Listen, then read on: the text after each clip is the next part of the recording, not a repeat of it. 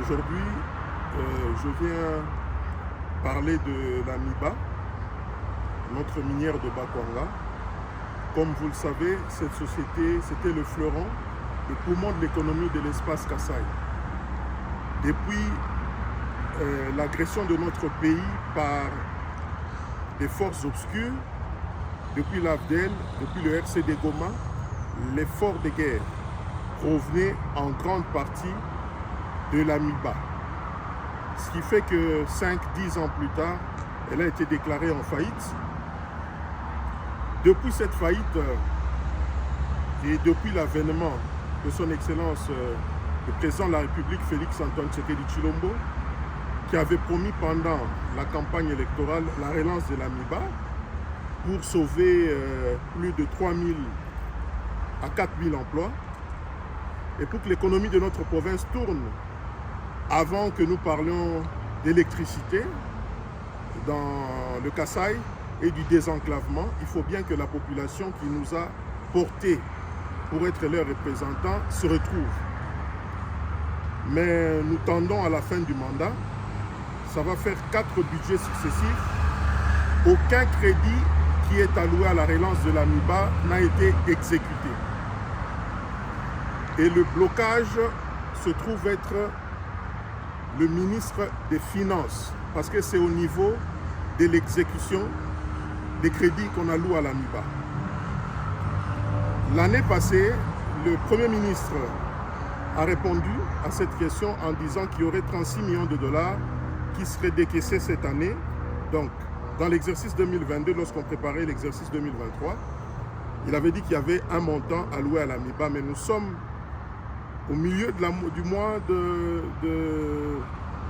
au milieu de l'année 2023 et à la fin du mandat du président de la République, aucun geste n'est fait, aucun rond.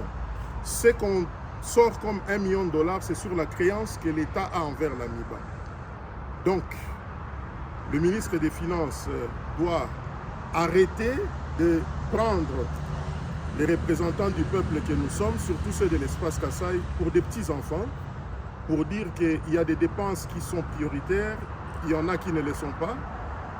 Et à ses yeux, il estime que tout financement ou tout relance de la MIBA, parmi les Congolais, kassaïens ou non kassaïens, parmi les Congolais en général, aucun ne peut être responsabilité pour gérer ces fonds. C'est ce qu'il pense. Et il pense aussi qu'il faut un système de mining pour relancer l'industrie du diamant au Kasaï oriental.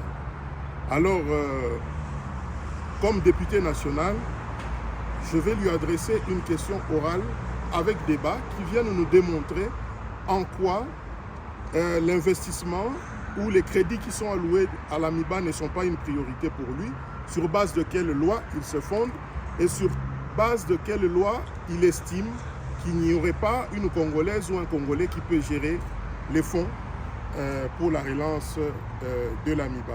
C'est injuste parce qu'il estime par justice et par équité, moi j'estime qu'il faut relancer cette MIBA.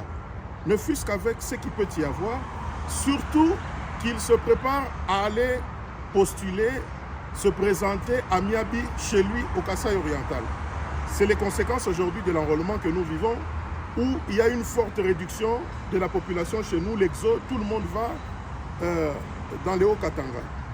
Voilà, je vous remercie. Rendez-vous avec lui au niveau de l'Assemblée nationale qui vient nous expliquer clairement pourquoi ces crédits qu'on affecte à la MIBA on ne peut pas décaisser. Voilà, ça fait 5 ans que cette population croit.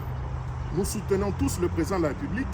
Cette population croit et continue à croire au président de la République, mais le ministre des Finances bloque parce qu'il a sa façon à lui de voir les choses. Je vous remercie.